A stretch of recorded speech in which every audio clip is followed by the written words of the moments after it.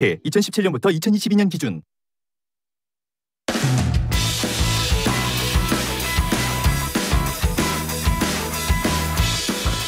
신율의 뉴스 정면 승부 3부 시작합니다. 오늘 3부 정면 인터뷰에서는 더불어민주당 박수현 당선인 연결해서 지금 현안에 대한 입장 직접 들어보는 시간 갖겠습니다. 말씀드린 대로 더불어민주당 박수현 당선인 전화 연결되어 있습니다. 안녕하십니까? 네, 안녕하세요. 박수현입니다. 와, 이 우리나라 정치는 진짜 재밌어요. 예? 아니 저도 깜짝 놀랐습니다. 뭘 질문하실지 알겠는데. 예, 깜짝 놀라셨죠? 예, 그렇습니다. 예, 이렇게 그 어이추라고 얘기가 나올 정도로 추미애 당선인의 당선이 유력했는데 네. 이 판이 뒤집어 버린 이유를 뭐라고 생각하십니까? 글쎄 이걸 아무리 생각해도 물론 언론은 무슨 의원들이 무슨 역풍 이렇게 이제 언론은 분석을 하겠죠. 그런데 제가 이렇게 좀 냉정하게 보면 실제로 좀 우원식 후보의 그 캠페인 내용이 좀 의원들이 마음을 좀 움직인 측면이 있지 않나는 생각은 있어요. 어떤 것도 일반화해서 이야기할 수는 없죠. 예. 그런데 그 우원식 의원이 이제 그 각 의원이나 당선들에게 이제 호소 지지해달라는 메시지를 보내는데 이 본인이 보낸 것도 있지만 본인이 이제 당의 을지로위원회 활동을 통해서 그 많은 현장에 어떤 그 을들의 아픔과 고통을 들어주고 그걸 해결해주고 그걸 굉장히 많이 했거든요. 근데 각 현장에서 그 개인들이 그 사연과 함께 우리는 이렇게 해서 민주당의 을지로위원회와 이런 걸 해결했고 정말 이런 살 수 있는 숨통을 텄다. 거기에 우원식 의원이 이렇게 함께 해줬다라고 하는 그 수십 가지의 문자들이 각 사례별로 이렇게 막 그 현장의 노동자들에게서 경험담과 함께 오는데 아마 그런 것들이 좀 캠페인의 내용에 있어서 좀 마음을 좀 움직인 측면이 있지 않나 이런 생각도 해봅니다. 그런데 지금 네. 결과 나오고 분위기는 어떻습니까? 그러니까 아까 결과를 딱 발표했을 때 제 주변에 저를 포함해서 제 주변에 생각지도 않았던 그런 결론이 딱 발표되니까 한동안 좀 멍하더라고요, 저도. 예. 다 그런 놀라는 분위기였습니다. 예. 아니, 근데 강성 지지층들의 반발이 상당하다는 보도도 있는데 어떻게 보세요? 예.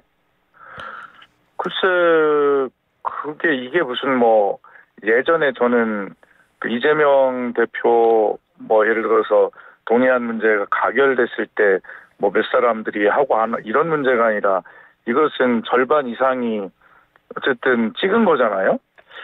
이게 지금 이걸 어떻게 봐야 될까를 모르겠는데 하여튼 그러나 어쨌든 우원식 의원을 응원하고 지지했던 당원들의 그런 메시지나 이런 것도 상당히 많이 왔거든요. 그렇기 때문에 이걸 도대체 어떻게 봐야 될지는 모르겠고요. 그런 어떤 당원들이 좀 굉장히 좀 화가 나서 또 서운하고 하는 문자 메시지도 오기도 하고 그러네요. 예. 그런 문자 메시지를 받고 계시는군요. 당연히 그렇게 이제 계속 그 캠페인 과정에서 좀 그런 당원들의 제 지역구에도 이제 권리당원들도 있고 하지 않습니까?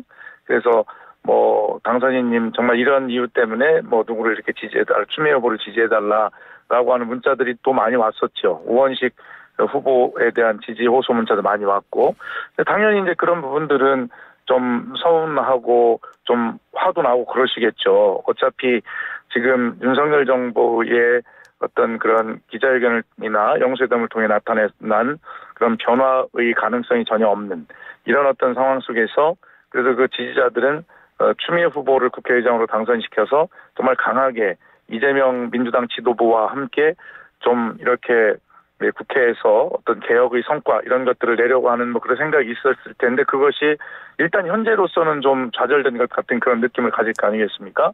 그런 측면에서 굉장히 좀 격앙된 그런 문자도 오고 그러고들이 있습니다. 예. 그러니까 박수현 의원님께도 그런 문자가 가기는 가는군요. 그렇죠. 당연히 다 오죠. 네. 다 오는군요. 일각에서는 우원식 의원 누가 찍었느냐 이거 찾아내야 된다 이런 목소리도 있는 모양이에요. 아니 그런데 아까도 말씀드렸지만 이게 무슨 한두 표, 두세 표가 뭘 어떻게 가른 것이 아니라 과반 이상의 표를 얻은 거잖아요. 얼마인지 모르지만.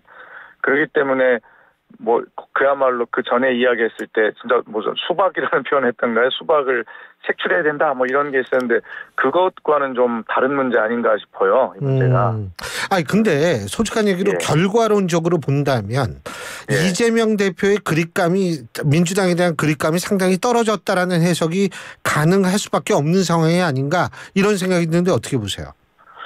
아니죠. 저는 그 이재명 대표의 의중이 어떻다라고 하는 뭐 누구한테 권유를 받아본 바도 없고 또 그런 이야기를 주변에 들어본 바도 없어요. 다만 그렇게 추측할 뿐이죠.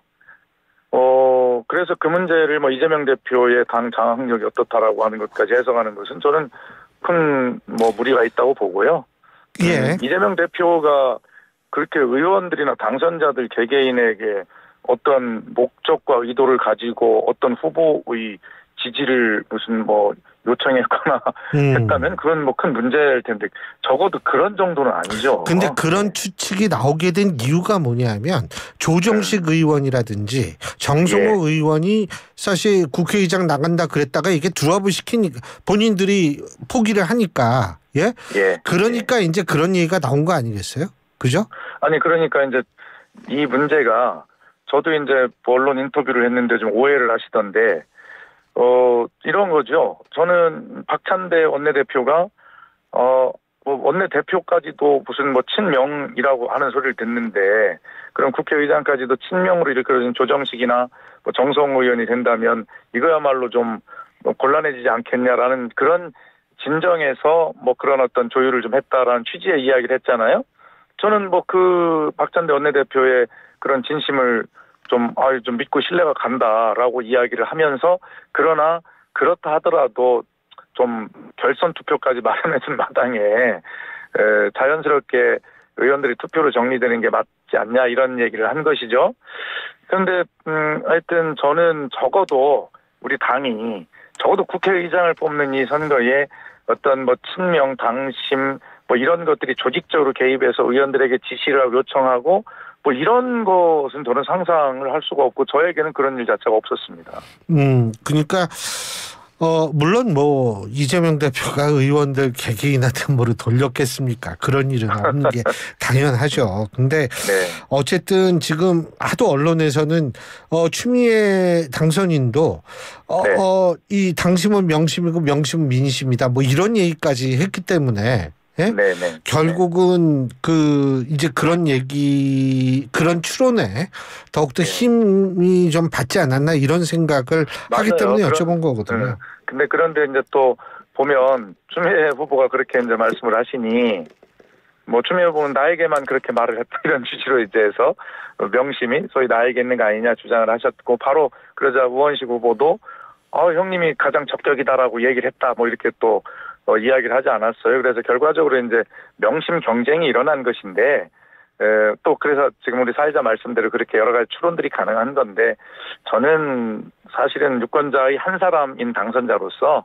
뭐 그런 것은 뭐 후보들이 서로 뭐 캠페인 과정에서 보면 이렇게 저렇게 자기한테 유리한 쪽으로 해석을 하고 하는 것이지 그것이 조직적으로 그렇게 뭐 행해졌거나 당 대표가 그렇게 그런 의도를 갖고 있었다고 그렇게 느낀 적은 없습니다. 일각에서는 이번에 이렇게 이런 결과가 나왔기 때문에 오히려 더 이재명 대표의 연임 가능성이 높아졌다라는 분석인데 어떻게 보세요? 글쎄 그거 어떻게 연결이 되는지는 모르겠으나 저는 개인적으로 이재명 대표의 연임이라고 하는 문제에 대해서 저는 찬성한다는 입장을 밝혔었는데요. 언론에서도. 근데 그것은 이렇게 되더라고요. 처음에는 연임까지 하는 건 좀 그렇지 않아? 라고 하는 의견들이 많이 있었어요. 당선자들 사이에서도. 근데 그게 이제 영수회담을 거치고 윤석열 대통령의 취임 2주년 기자회견을 거치면서 의견들이 변하더라고요. 저도 변했으니까요.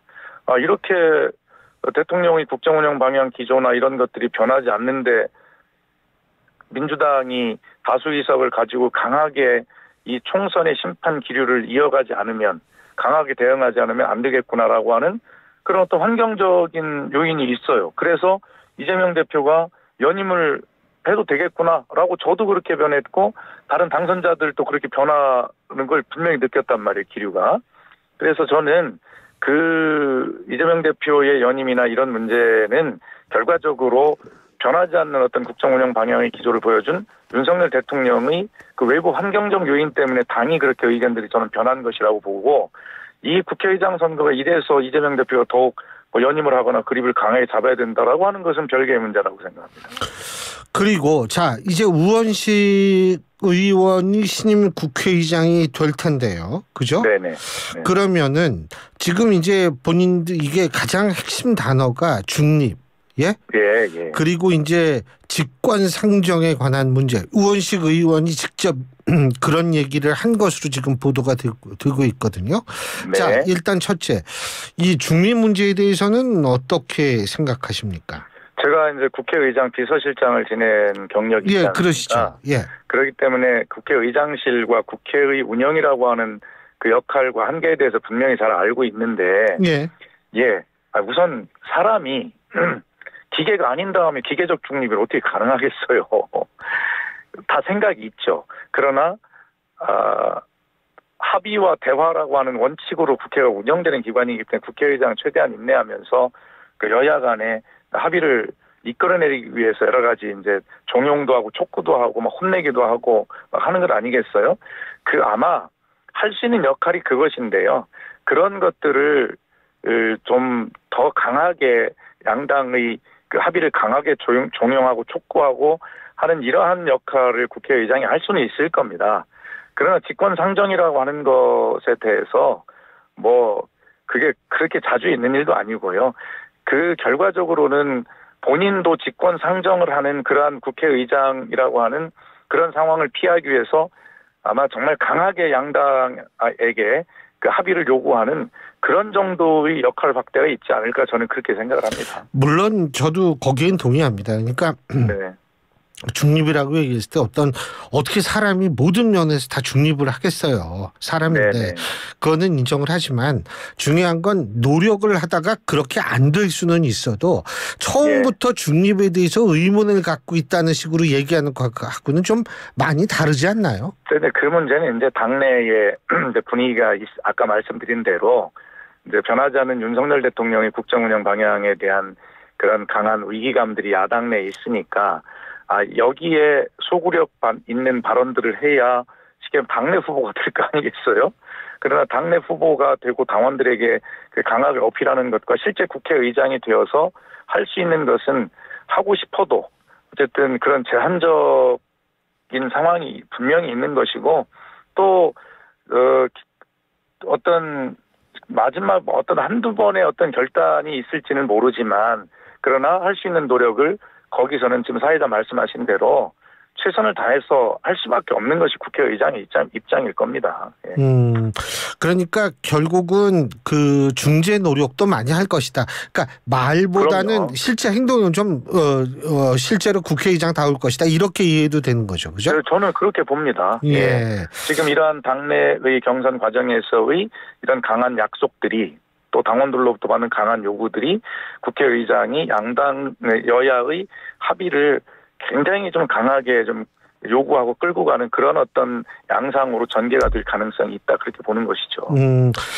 사실 뭐 우원식 의원이 그렇게 막 일을 막 뭐 그냥 불도처럼 밀어붙이고 이런 분은 아니라고 알고 있거든요. 예. 우원식 의원은요. 예. 분명하게 저 추미애 후보와 우원식 후보가 누가 더 개혁적이고 누가 덜 개혁적이고 이렇게 말할 수가 없는 정도로 우원식 의원도 굉장히 강한 그 개혁파입니다. 예. 예.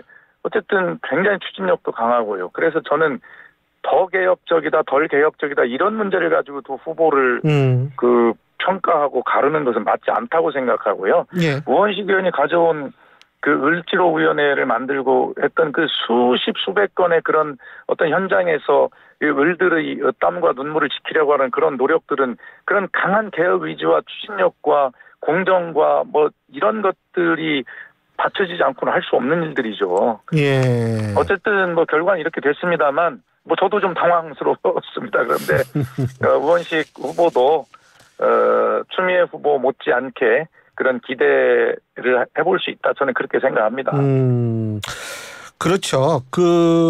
그런데 이제 쉽게 얘기한다면 지금 소위 말해서 그 직권상정 같은 거 얘기할 때 우리가 첫 번째 떠오르는 게 김건희 여사 이 소위 말한 특검 관련 법안 아니겠어요? 그럼요. 이 가능성 어떻게 보세요? 저는 그거야말로 국회의장이 예를 들어서 여야 합의를 정말 우선으로 하되 정말 그 합의가 안 돼가지고 국회가 멈춰선다거나 그럴 때는 국민이 편에 서서 결정을 해야 될 거 아닙니까 무엇인가는. 자, 그랬을 때 결과적으로 그것을 바라보는 국민의 시선이 어떤가를 보지 않겠어요? 그것이 국민의 민심을 받드는 일이니까. 아무리 기계적 중립을 지킨다 하더라도 그 결단을 내릴 수밖에 없을 때는 지금 예를 드셔서 그렇지만 지금 현재로는 구체적인 여론조사 수치를 인용하지 않겠습니다만은 훨씬 많은 국민들이 김건희 여사 특검해야 한다라고 하는 것 아니겠습니까? 저는 할 수 있는 대로 노력을 다 해보다가 안 되면 마지막에는 그런 국민 뜻에 따라서 할 수밖에 없는 것이다 이런 생각을 합니다. 예, 그런 차원에서 이번에 검찰 검사장급 인사는 어떻게 보십니까? 그러니까 이게 저는 잘 모르지만 이게 이제 정기 인사도 아닌 것이고 또 이원석 검찰총장이 침묵의 7초라고 소위 일컬어지는 그 침묵을 통해서 어쨌든 인사에 대한 불만을 이야기한 것이라고 그렇게들 알려져 있지 않습니까? 예. 왜 검찰총장이 불만을 가질 수 있는 인사를 누가 하는 것일까요? 그리고 그 면면을 살펴보면 결과적으로는 국민의힘이 이재명 방탄국회다로 그렇게 입에 달고 살듯이 김건희 여사 방탄 인사 아닙니까? 그렇게 이야기할 수밖에 없죠. 어쨌든 앞으로 그건 지켜보면 될 일입니다. 예. 김건희 여사 공개 행보 다시 제기한다는 데는 어떻게 보세요? 근데 그거를 좀 하려면 저는 과정과 절차가 있어야 된다고 생각해요. 당연히 지금 민주당을 비롯한 야당에서도 좀 제대로 준비를 하고 제2부속실 같은 거 부활시키고 해서 좀 제대로 해라. 그런 비선 논란 휩싸이지 말고. 그런데 그런 것들에 대한 우선 사과, 그다음에 여러 가지는 하지 않고 결과적으로는 부속실의 부활도 없이 그냥 이렇게 공개 행보를 시작을 하니까 결과적으로는 대통령께서 기자회견 때 제 아내의 현명하지 못한 처신에 대해서 사과드린다라고 말씀하신 그러면서도 이제 무슨 특검에 대해서는 거부권 행사를 분명하게 명시하는 진정성 없는 사과라고 평가를 할 수밖에 없고 바로 이러한 공개 행보를 은근슬쩍 하기 위해서 그 기자회견에 그런 얘기를 한 것 아니냐라고 하는 그런 평가를 할 수밖에 없죠. 예, 알겠습니다. 자, 오늘 말씀 여기까지 듣겠습니다. 고맙습니다. 감사합니다. 예, 네. 지금까지 더불어민주당 박수현 당선인이었고요. 신율의 뉴스 정면 승부 3부 순서는 여기서 줄입니다. 잠시 뒤 4부에서 뵙겠습니다.